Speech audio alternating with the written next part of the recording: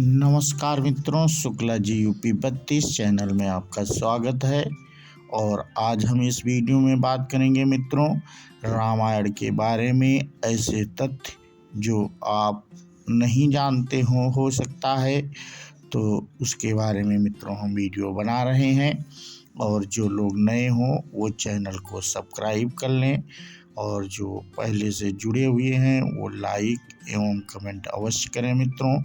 ये वीडियो बहुत ही ज्ञानवर्धक है और इसे बीच में न छोड़ना, नहीं तो बहुत ही इम्पोर्टेंट है वीडियो मित्रों, हमारा कहने का मतलब है। और बिना देरी किए हुए हम वीडियो को शुरू करते हैं। मेरे मन में एक अलौकिक दृष्टि उत्पन्न होती है कालातीत की और पृथ्वी से भी पुरानी लड़ाई, जो पहले अनगिनत संसारों पर विस्मृत युगों में लड़ी जा चुकी है।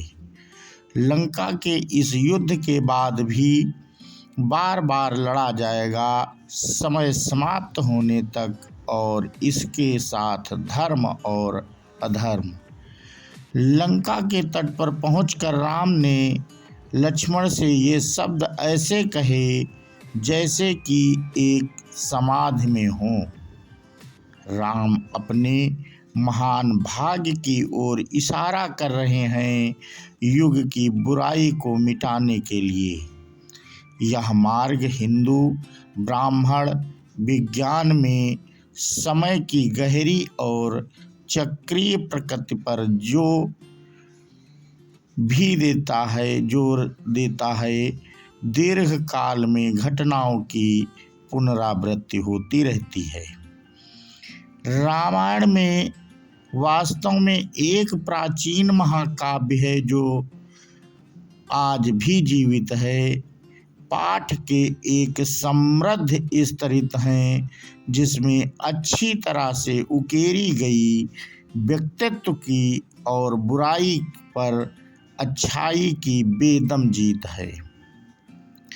कई तथ्य एक दूसरे के भीतर लिपटे हुए हैं। शायद हमारे आधुनिक जीवन में ऐसे समय के बारे में सोचना भी मुश्किल हो जाता है। फिर भी ऐसा हुआ, और सभी महान कहानियों की तरह बार बार जीने के लिए बहुत कुछ है। भले ही सवाल हमें चौंकाते रहें, लेकिन जब जवाब हमें और भी चौंका देंगे। क्या राम का जन्म रामनवमी को हुआ था? राम के जन्म की तिथि और समय 10 जनवरी 5114 ईसा पूर्व को दोपहर 12:30 बजे निर्धारित किया गया है। तारामंडल सॉफ्टवेयर का उपयोग करके राम के जन्म की तारीख सटीक गणना की जा सकती है। यदि राम का जन्म उस तिथि को हुआ था, तो हम मार्च के अंत अप्रैल मध्य के आसपास रामनवमी क्यों मनाते हैं? इसका कारण विश्व की शुद्धता की अवधारणा है, जहां प्रत्येक 72 वर्षों के लिए एक दिन समायोजित किया जाता है। इस प्रकार 7200 साल की अवधि में यह एक 10 जनवरी से 15 अप्रैल के बीच लगभग 100 दिनों तक काम करता है। क्या राम ने 11,000 वर्षों तक शासन किया था? कुछ लोग कहते हैं कि राम ने 11,000 वर्षों तक शासन किया। 25 वर्ष की आयु में राम वनवास गए, वह अयोध्या लौट आए, और 39 वर्ष की आयु में उनका राज्याभिषेक हुआ। राज्याभिषेक के बाद 30 वर्ष और 6 महीने तक शासन करने के बाद, जब वह लगभग 70 वर्ष के थे, तब राम ने राज्य त्याग दिया। इस तो एक श्लोक है मित्रों, दशः वर्ष सहस्राणि दशा वर्षा शतानि च रामो राज्यम उपसित्वा ब्रह्मा लोकम प्रयासयति। रामायण 1197:1। इसका अनुवाद इस प्रकार है, 10,000 साल और 1,000 साल तक अपने राज्य की सेवा में रहने के बाद, यानी कुल 11,000 साल राम ने ब्रह्मा के निवास की अपनी यात्रा शुरू की। लेकिन राम के बारे में कहा जाता है कि वे केवल 7,100 साल पहले 5,100 साल ईसा पूर्व में अस्तित्व में आए थे। हम दोनों में सामंजस्य कैसे स्थापित करें? यह उत्तर दूसरे महाकाव्य महाभारत से आता है। अहोरात्रम महाराज तुल्यम सवत्तुसरेण ही। महाभारत श्लोक के 3 से 49-21।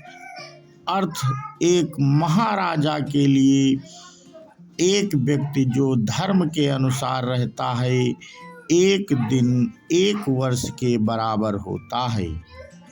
वर्ष को 30 दिनों के 360 दिनों और 12 महीनों के 11,000 वर्षों को काव्यात्मक रूप में शामिल करने के लिए हमें 30 वर्ष और 6 महीने वार्षिक वर्षों की संख्या के रूप में मिलते हैं, जब राम ने अयोध्या पर शासन किया था।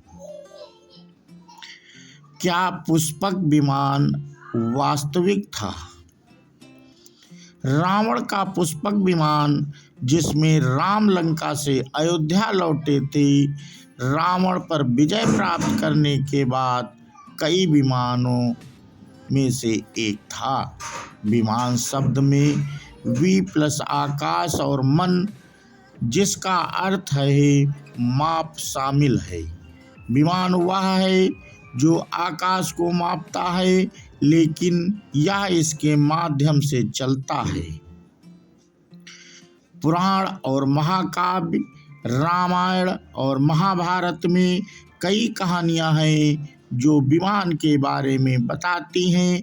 महर्षि भरद्वाज द्वारा वैमनिका शास्त्र जैसा एक अलग तकनीकी साहित्य उपलब्ध है, जो तकनीकी दृष्टिकोण से विमान पर चर्चा करता है। यह पुष्पक विमान की आकार में संकुचन यानी संकोचा या विस्तार, विस्तृतता की विशेषता क्षमता की व्याख्या करता है। क्या रावण के पास कई विमान थे? हाँ, राम लक्ष्मण को बताते हैं, क्योंकि वे रावण पर विजय के बाद पुष्पक विमान में लंका के ऊपर से उड़ान भरते हैं।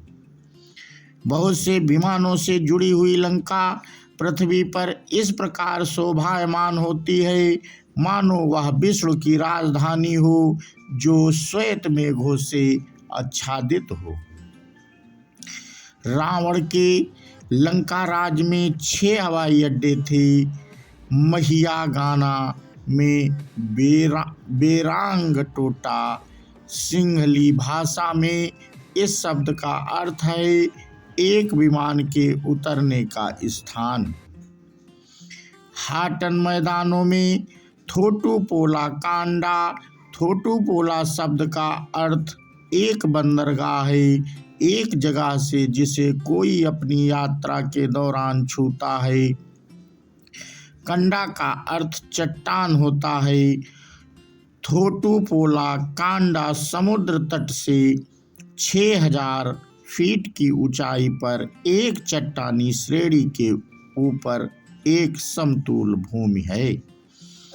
दक्षिणी तट पर कुरुनगला में वारियापोला मटाले में वारिया पोला कहा जाता है कि वारिया पोला शब्द तथा रिया पोला से लिया गया है, जिसका अर्थ है विमानों के उतरने और उड़ान भरने का स्थान।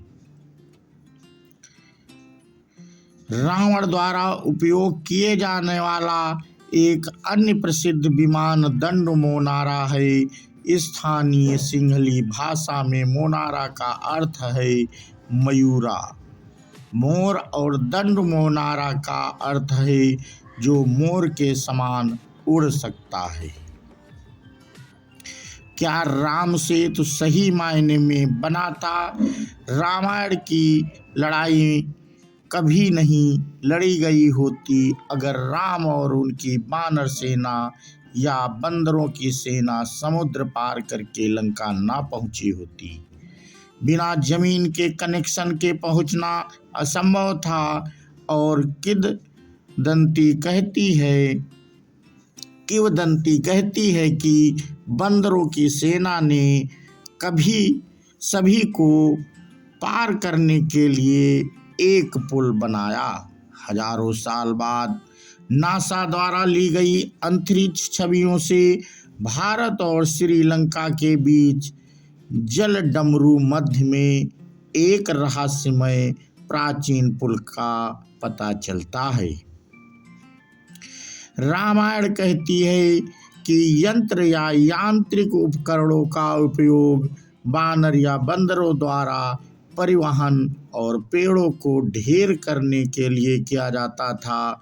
फिर बड़े शिलाखंड और अंत में छोटे पत्थरों को एक सेतु बनाने के लिए पुल बनाने में आर्किटेक्ट नल और नील की देखरेख में 5 दिन और 10 मिलियन वानर यानी बंदर लगे। पुल के आयाम जब इसका निर्माण किया गया था लंबाई में 100 योजन दूरी का एक वैदिक माप है और सांस में 100 योजन था, जिससे यह 10:1 का अनुपात बन गया। भारत में धनुषकोडी श्रीलंका में तलाई मन्नार तक का पुल जैसा कि वर्तमान समय में मापा जाता है लगभग 35 किलोमीटर लंबाई और 3.5 किलोमीटर चौड़ाई और 10:1 के अनुपात में है। रामेश्वरम के तटीय क्षेत्रों में आज भी कुछ तैरते हुए पत्थर पाए जाते हैं। विज्ञान इस घटना की व्याख्या नहीं कर पाया।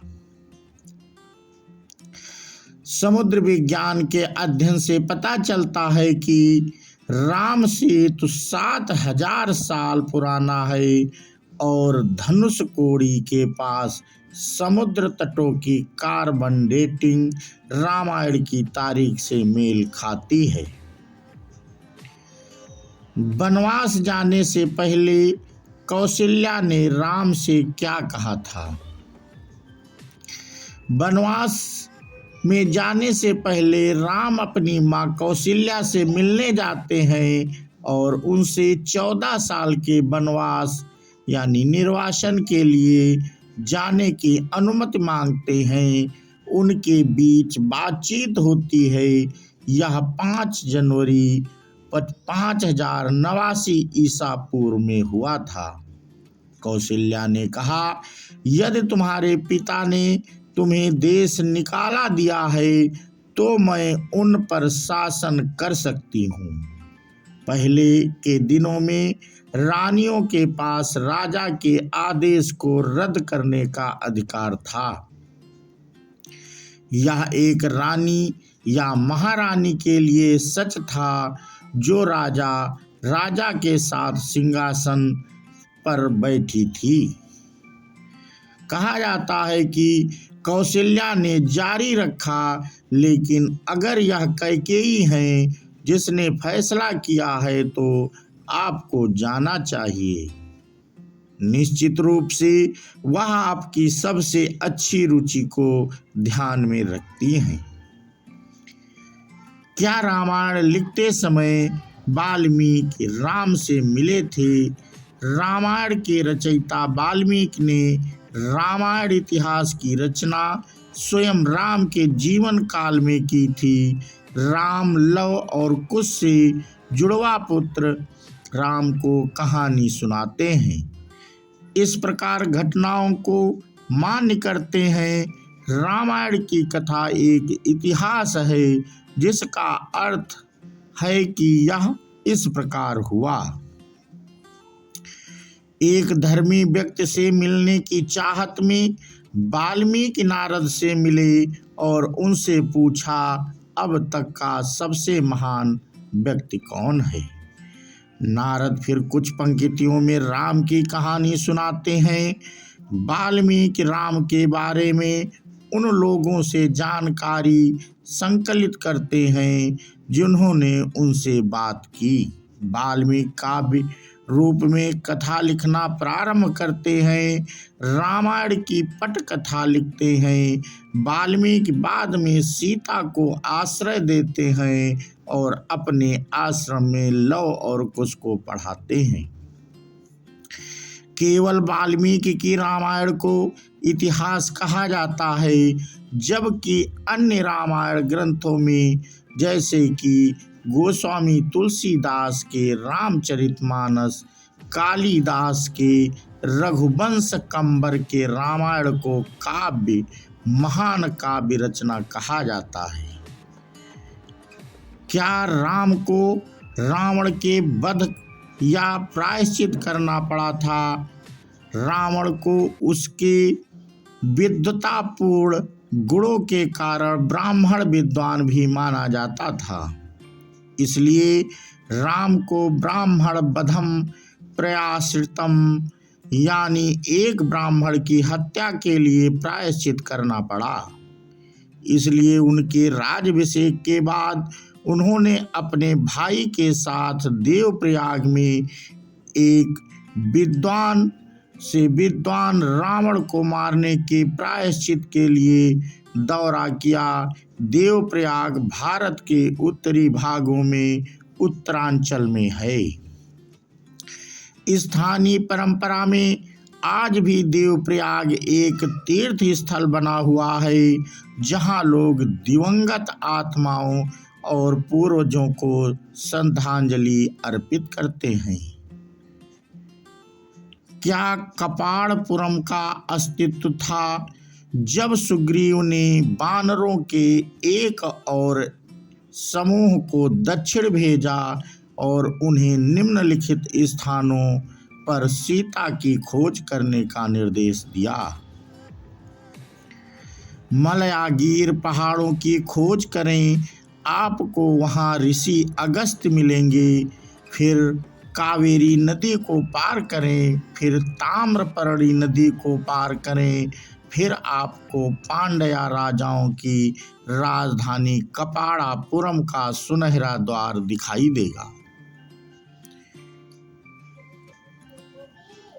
कपाड़पुरम दूसरे तमिल संगम काल के एक प्रसिद्ध शहर के रूप में तमिल संगम ग्रंथों के अनुसार यह नगर अब समुद्र में डूबा हुआ है।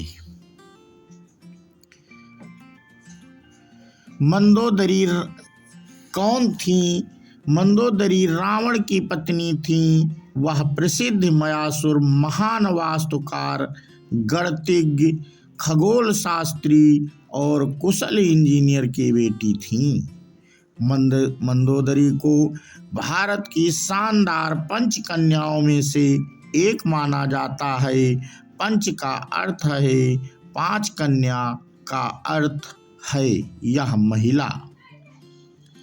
भारतीय परंपरा में 5 महिलाओं को उनके आदर्श जीवन के लिए पंचकन्या की उपाधि दी गई है। वे हैं अहिल्या, सीता, मंदोदरी, द्रौपदी और तारा हैं। तो मित्रों, हमने अपने वीडियो में आज रामायण से जुड़े कुछ तथ्यों की जानकारी दी और हम अपना वीडियो मित्रों यहीं पे समाप्त करते हैं। और जो लोग नए हो वो चैनल को सब्सक्राइब अवश्य कर लें और बेल आइकन को दबा दें, जिससे हमारे ऐसे धार्मिक नए वीडियो आपके पास तुरंत पहुंचेंगे और उससे मित्रों आपका भी ज्ञानवर्धन होगा और भक्ति मार्ग पे भी एक एक कड़ी आप इसी तरीके से ज्ञान प्राप्त करते हुए आगे बढ़ते रहें। और तो एक जयकारा लगाते हैं मित्रों श्री रामचंद्र जी का और उसके बाद हम अपना वीडियो समाप्त करते हैं। बोलो सियावर रामचंद्र की जय हो, श्री हनुमान की जय हो। जय हिंद, जय भारत, वंदे मातरम।